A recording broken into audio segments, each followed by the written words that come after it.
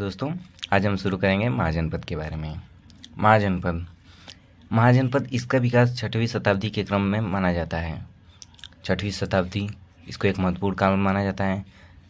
अब क्यों माना जाता है? क्योंकि इसी समय लोहे का ज़्यादातर उपयोग हो रहा था।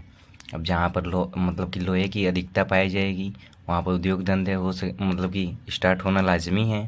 तो यहाँ पर उद्योग मतलब लगते हैं। फिर उसके बाद औद्योगिकरण होता है। औद्योगिकरण के बाद वहाँ पर नगरों का विकास होता है।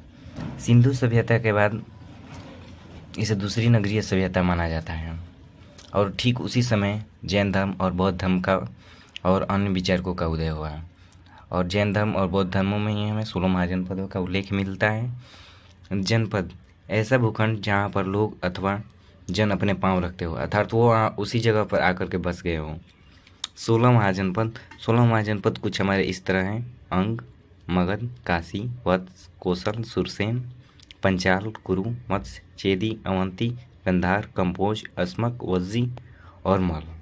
आइए हम एक एक कर करके सारे महाजनपदों के बारे में हम जानकारी प्राप्त करते हैं।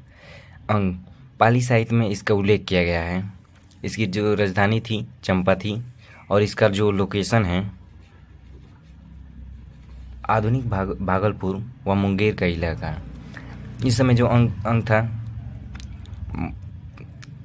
प्रसिद्ध एक राज्य जनपद बन चुका था। और अंग और मगध के बीच परस्पर मतलब संघर्ष चलता रहता था। और अंततः मतलब कि इस संघर्ष में मगध की जीत होती है। और मगध दूसरा मतलब कि एक महाजनपद के रूप में उभर करके वापस आता है। मगध महाजनपद दक्षिण बिहार के पटना व गया जिले में स्थित था। मगध जो था वह 16 महाजनपदों में सबसे अधिक शक्तिशाली था, क्योंकि यह सभी राज्यों को एक एक कर जीतता चला जाता था और अपने आप में समाहित करता चला जाता था। इसका प्रथम उल्लेख अथर्ववेद में मिलता है। मगध की राजधानी माना जाता है कि मगध की मतलब उस समय 2 राजधानियाँ थीं। एक था गिरिब्रज और एक दूसरी थी पाटलिपुत्र।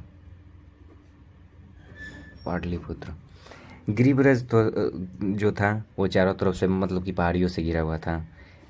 एक बराह पहाड़ी से, इधर ऋषभगिरी पहाड़ी से,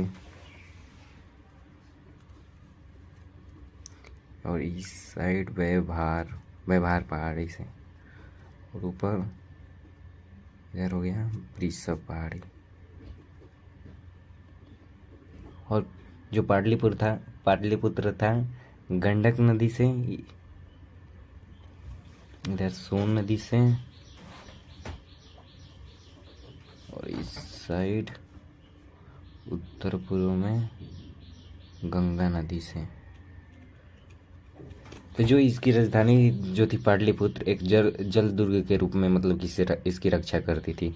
और मगध के शक्तिशाली होने के पीछे एक कारण ये भी था कि इसकी मतलब कि चारों तरफ से इसकी पहाड़ियों से इसकी रक्षा हो जाती थी। और इसकी जो राजधानी थी एक जल दुर्ग के रूप में मतलब कि विकसित हुई थी। और मगध के प्रसिद्ध विस्तृत होने के बहुत सारे कारक हैं। मगध के चारों ओर प्राकृतिक सुरक्षा के साधन थे। मगध के इसके मतलब कि ये जो हो गए वो उसके प्राकृतिक सुरक्षा के साधन हो गए।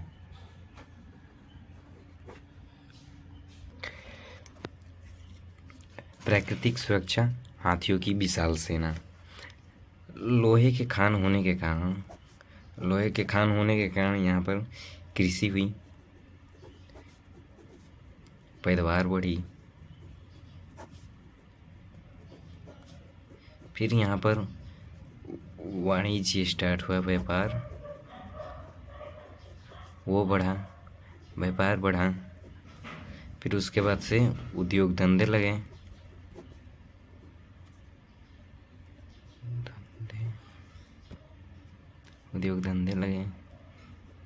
और एक तरह से औद्योगिकरण का विकास हुआ।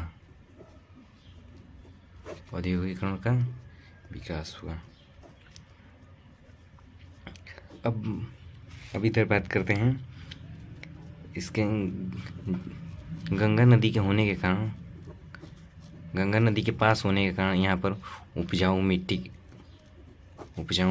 मिली। मिट्टी या भूमि का होना, जिससे व्यापारिक सुविधा बढ़ा।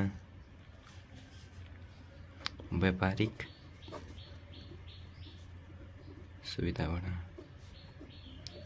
और मगध जो था आर्थिक दृष्टि से, यह एक आर्थिक दृष्टि से, इन सभी कारणों के कारण आर्थिक दृष्टि से एक शक्तिशाली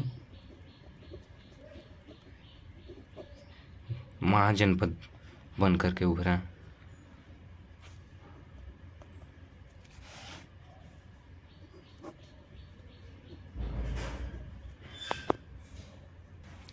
इसकी राजधानी जो गिरिवर्ज थी, राजगीर, जो चारों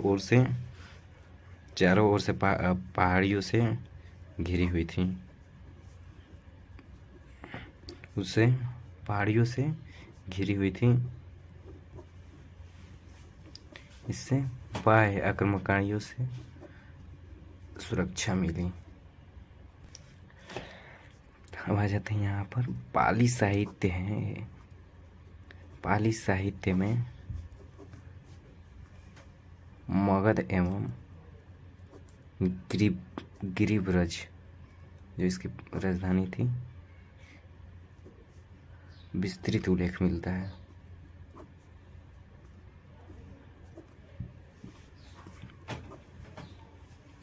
एक बार लेट रिवीजन मार लेते हैं तो यहाँ से हम लोग मगध था, इसका प्रथम उल्लेख अथर्ववेद में मिलता है।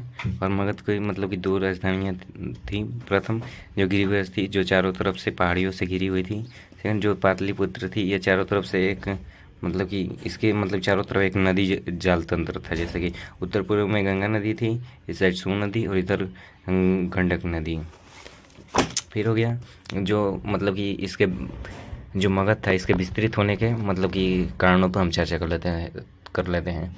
जो इसके मतलब कि ये सब था, उसे इसको प्राकृतिक सुरक्षा मिली। इसके पास जो मतलब कि हाथियों की विशाल सेना थी। मतलब कि यहाँ पर लोहे के मतलब कि खदान पाए जाते थे, जिससे कृषि की मतलब पैदावार बढ़ी, वाणिज्य व्यापार बढ़ा, उद्योग धंधे लगे, औद्योगिकरण का विकास हुआ। गंगा नदी होने के कारण यहाँ पर उपजाऊ भूमि का मिलना, व्यापारिक सुविधा मतलब कि जिससे प्राप्त हुआ, जो मतलब कि मगध को एक आर्थिक दृष्टि से शक्तिशाली जनपद बनकर के उभरने में मदद मिला। तीसरा जो महाजनपद है वो काशी है।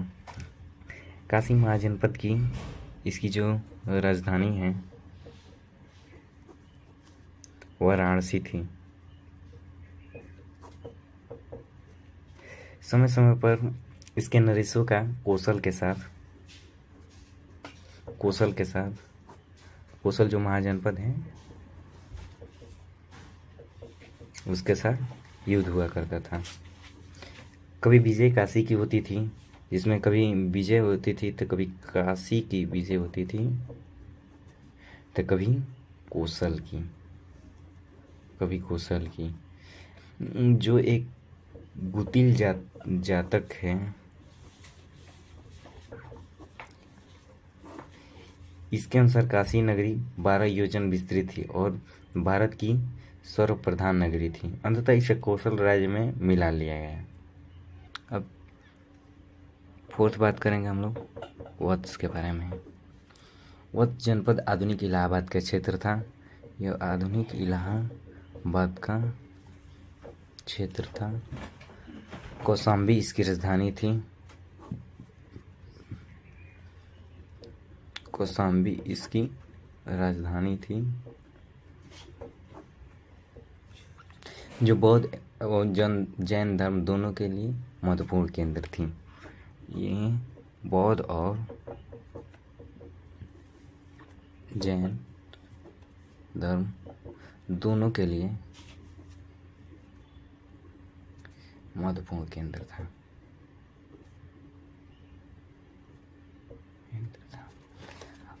अब हम बात करेंगे कौशल के बारे में। अंगुत्तर निकाय में कौशल जनपद का उल्लेख मिलता है। सरयू नदी इस जनपद के 2 भागों में बांटती थी। अंगुत्तर निकाय है ना, अंगुत्तर निकाय, इसमें उल्लेख मिलता है कौशल महाजनपद का।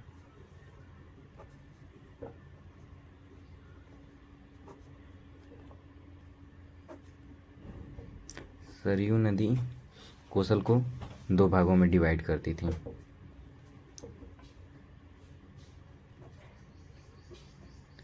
अब 4th हो गया, ये हो गया, 5th हो गया, सुरसेन। सुरसेन राज्य की राजधानी, इसकी राजधानी जो थी मथुरा थी।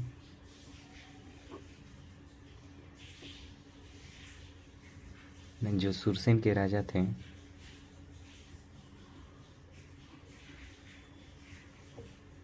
अवंती पुत्र, महात्मा बुद्ध के अनुयायी थे। ये तो फॉलोअर्स कर लिए। इसने अपने राज्य में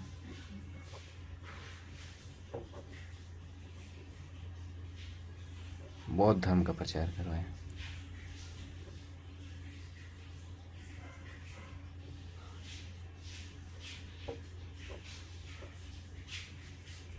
पंचाल, यह उत्तर वैदिक काल से ही प्रसिद्ध था।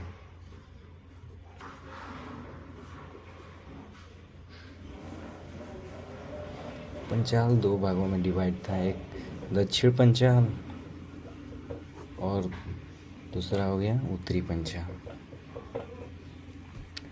अब दक्षिण पंचाल की जो राजधानी थी काम्पिल्य थी राजधानी, और इसकी जो राजधानी थी वही छत्र थी।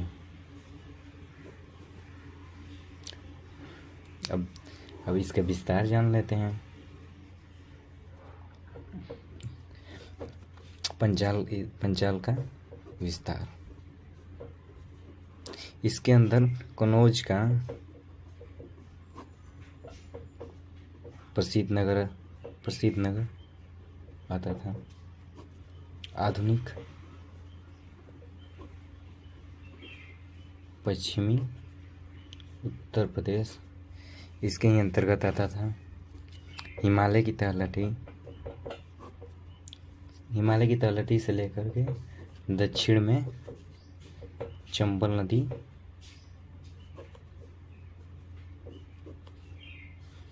तक, पूर्व में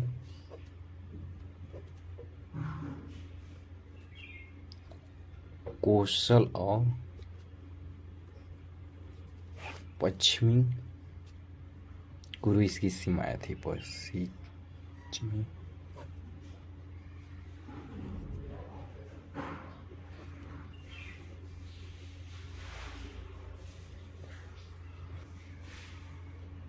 यहाँ पर नेक्स्ट हो गया हमारा मत्स्य जनपद। इसका लोकेशन जो है जयपुर के आसपास है। इसकी जो राजधानी है विराटनगर थी।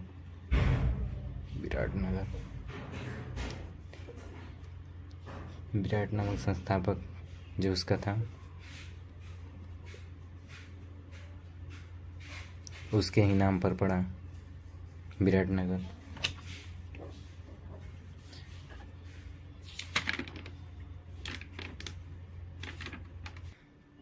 उसके बाद से आ गया हमारा कुरु। यह भी फेमस था उत्तर वैदिक काल में पंचाल की तरह, और इसका भी उल्लेख ब्राह्मण ग्रंथों में मिलता है। महाभारत काल से ही कुरु पंचाल का जोड़ा शक्तिशाली माना जाता है, और इसे माना जाता है कि इन्होंने अपने काल में अनेक अश्वमेध यज्ञों का अनुष्ठान किया।